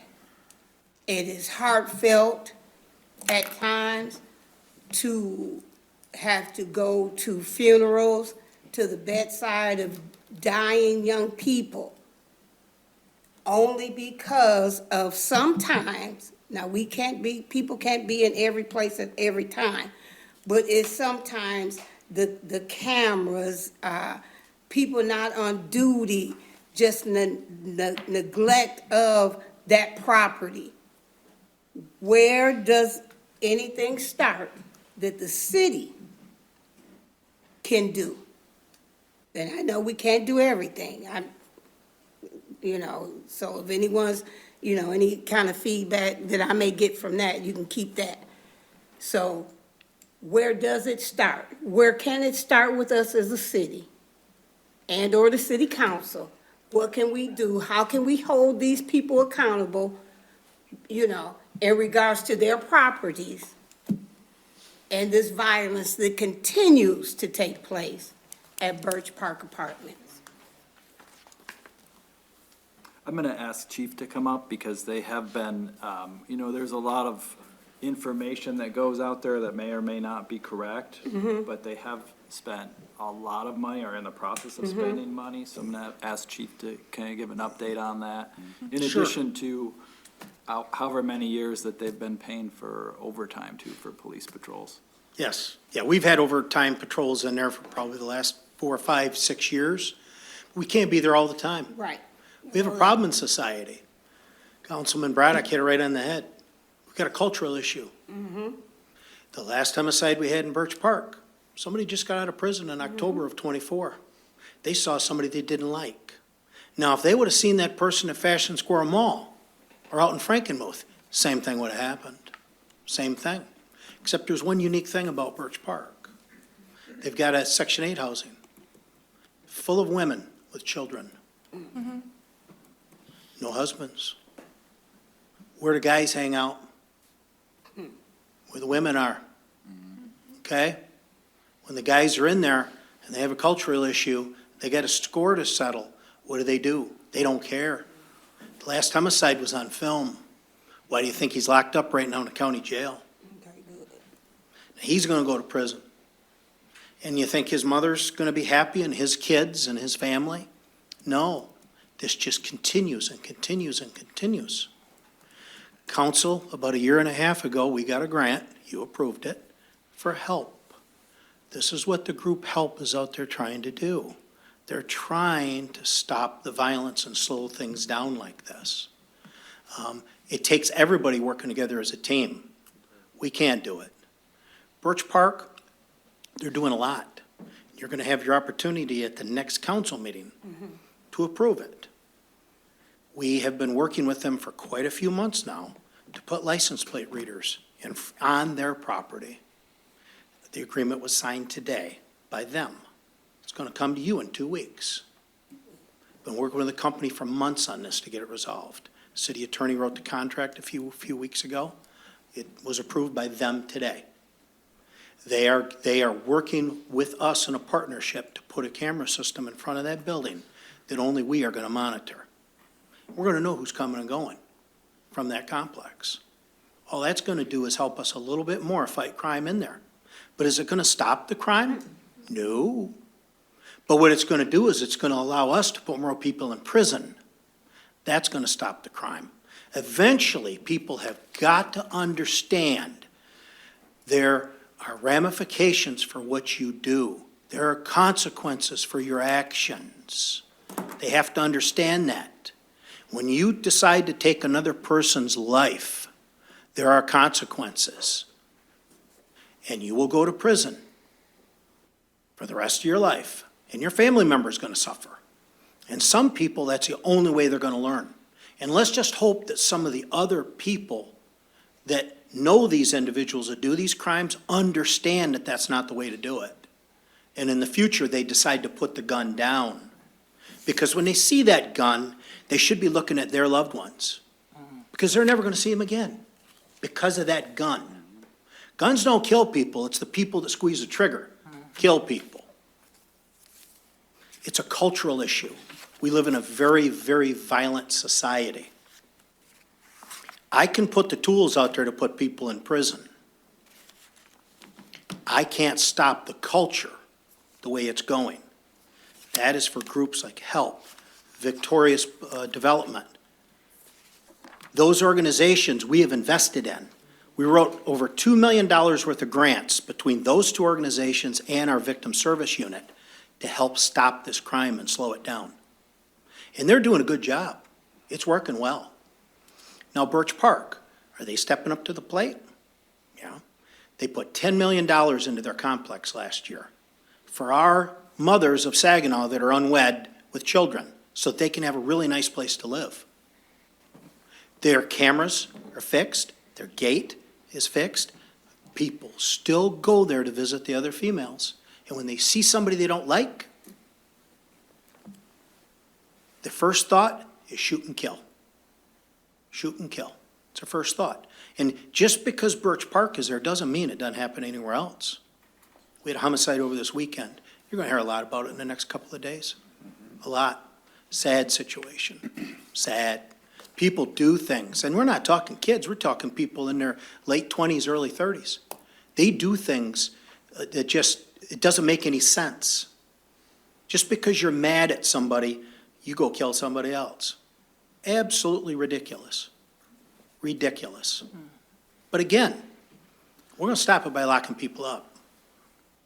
And again, like I said, the one from the weekend, you're going to hear about it in a couple of days. I'm not worried. There's no more safety issues on the streets for that one. But that could have happened in Birch Park, could have happened in Vestry Drive, it could have happened anywhere. It just depends on where people decide to commit their crime. Vestry Drive, though, is committed to us, and you will see it at the next council meeting. You will have a contract in front of you to approve for us to put some specialized camera equipment in there so we can see who's coming and going. And we're the only ones that are going to have access to it. So that will help 100% in there. I would hope that the community, and that's why I'm talking about it now, I want people to know those cameras are there, so you stay out of there and don't go there and do something stupid. Because that's all these people are doing. They're doing stupid things. And they're throwing not only the life of the person they killed away, they're throwing their life away for their children and their family, who are never going to see them again unless they see them through a glass screen at a prison. They've got to realize there are consequences for your actions. So we're doing everything that we can do. They are stepping up to the plate at Birch Park, and they're putting their money where their mouth is. You'll see next week, or in 2 weeks at our council. We've had a couple of accidents out front. Their fence has gotten hit. They've agreed to buy some signs to put up with the speed controls on them to tell people to slow down when they see them. So they're doing everything they can. They put $10 million into that complex for the women that live there and the children to make it a good place. We've just got to keep the people out of there to have violent tendencies. I think in the other item, I think is maybe kind of a more global discussion that we need to have instead of just Birch Park.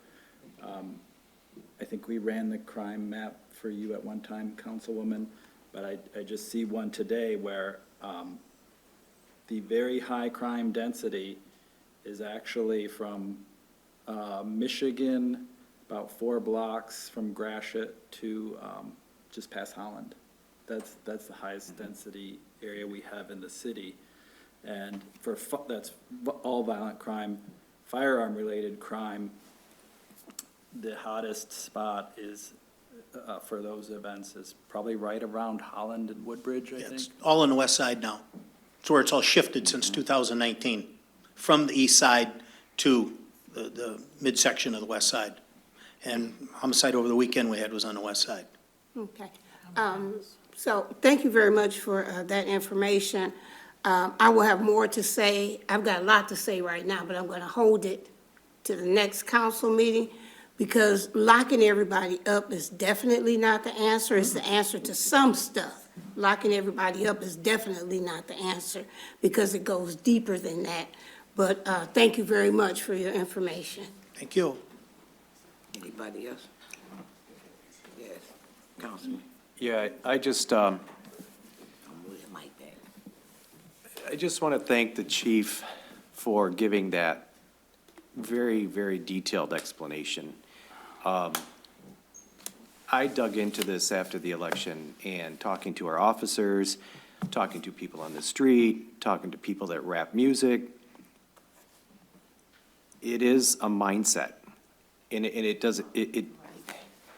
not color-based. It's a thought process that the gun is going to be the solution to the end. And when I talk to people about the gun violence in our city, I explain that to them, that once you peel this onion back, it's not what you think. It's retaliatory. And there's other things involved, and I'm glad that Councilwoman Lamar Sylvia brought up Birch Park, because things have happened there. But just thinking of some of the things that happened over the last year. I mean, Hoyt Library is right across the street from the police station. He waits until he goes into the, pulls it, you know what I mean? So thank you for that detailed explanation, and I hope people are watching. I'm just hoping we as a society can change. That's all I have. Yes, Councilwoman Seals. I have a question for the city manager, city attorney possibly.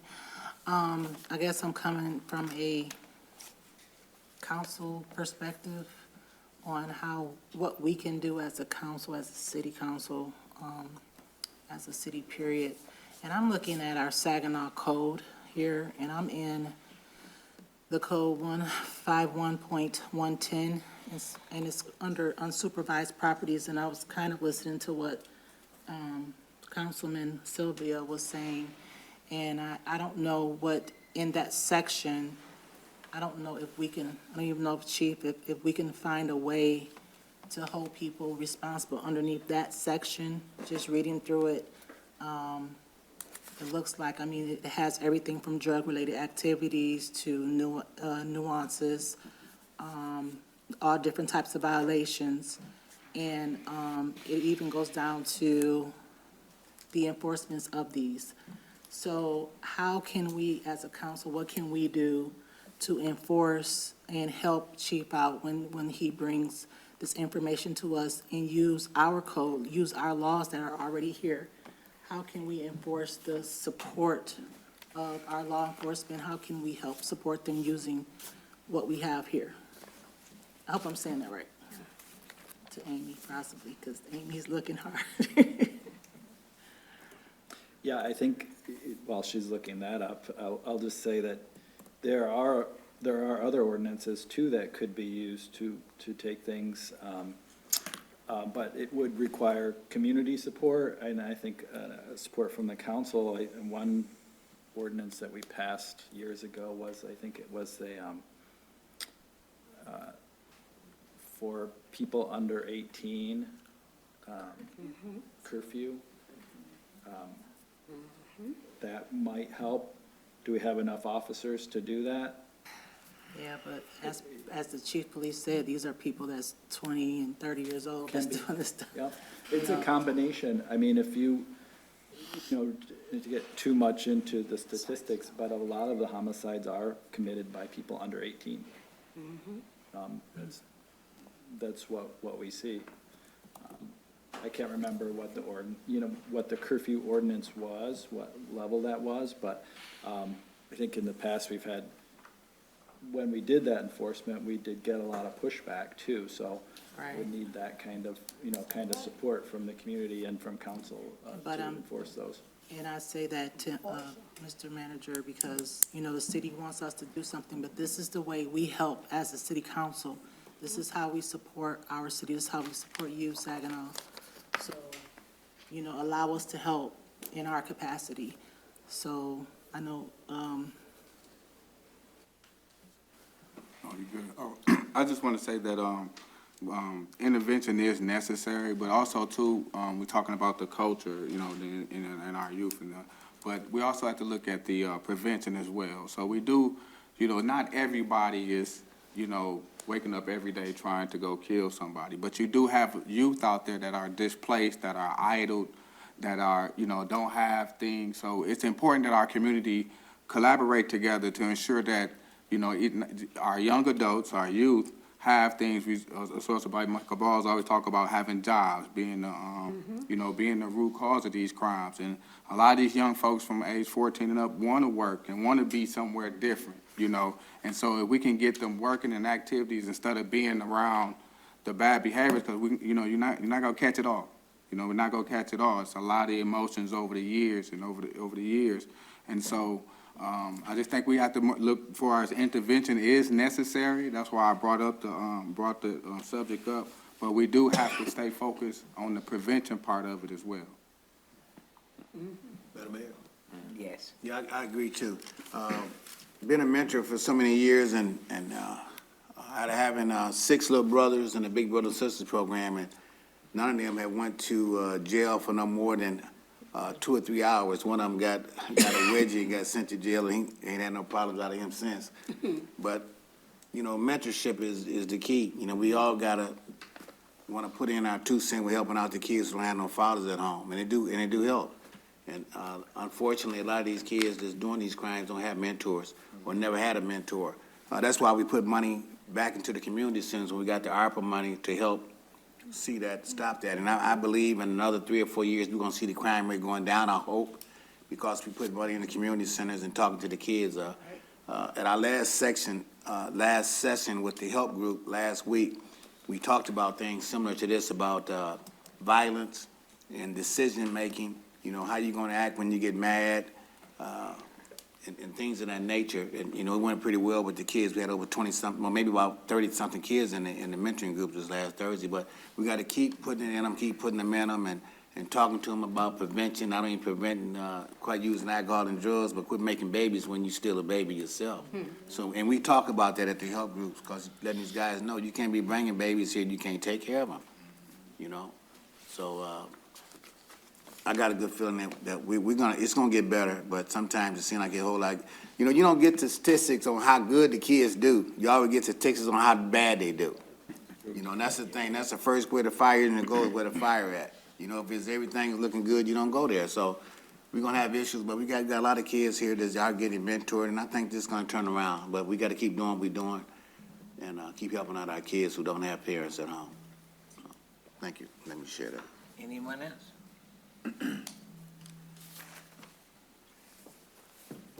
Thank you so much, Madam Clerk. Takes us to the consent agenda. The agenda has been available at City Hall and on the city webpage and on SGTV Channel 191. I need a motion to approve. So moved. Can I finish first? Thought you was. I'm sorry. You may. I need a motion to approve, leaving room for exceptions. Can I get a motion now? Support. Do we have any exceptions?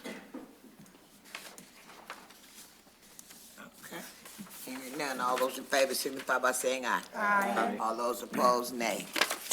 Madam Clerk, On to board, commission, and committee reports. do we have any boards that are related to city matters that anyone would like to share? Yes. Just a reminder that this Wednesday, part of the Planning Commission heads from our Economic Development Department are going to be at United High School presenting the new zoning that we've been working on for, I don't know, the last year and a half. So that'll be at 5:30 at United High School. So if you have any concerns, comments, come out, and that's going to be in the first floor auditorium. The other committee that we've put together, did you want to do anything about the Ojibwe? Go ahead. All right, just wanted to confer with Councilman Braddock. We did meet the Ojibwe Island Committee, the city manager, the mayor, myself, Councilman Braddock, and Councilman Balls. It was very high level. We got a lot of details from our streets division on a lot of the things you talked about tonight, the repairs that are going on there. Looking down the road, it's really like a year out before we can even do anything. This summer's gonna be tough, even just getting the fireworks going, so.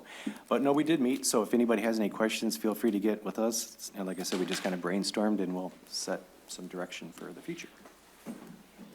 And that is, yep, I'm sorry, but that is to try and reopen the island. Anyone else? Madam Clerk, Takes us to resolutions. Our first is approving the Saginaw County Emergency Services Mutual Aid Agreement. I need a motion to adopt. So moved. Support. Any discussion? All those in favor signify by saying aye. Aye. All those opposed, nay. Madam Clerk, Madam Mayor, resolutions 2, 3, and 4 are the ones that you'll be receiving the report thought. for. So Okay, we just I need a thought. motion to postpone. I need a motion to postpone 2, 3, and 4. So moved. Support. Any discussion? Let me clear it up. We're postponing it only because we just received it and we need to review it as a council. Any other questions or comments? All those in favor signify by saying aye. Aye. All those opposed, nay. Do we have any motions that need to be made? I need a motion to adjourn. So moved. Support. It's been moved in support. Don't y'all move. I shall hold y'all here to 8:30. All those in favor signify by saying aye. All those opposed, nay. Everybody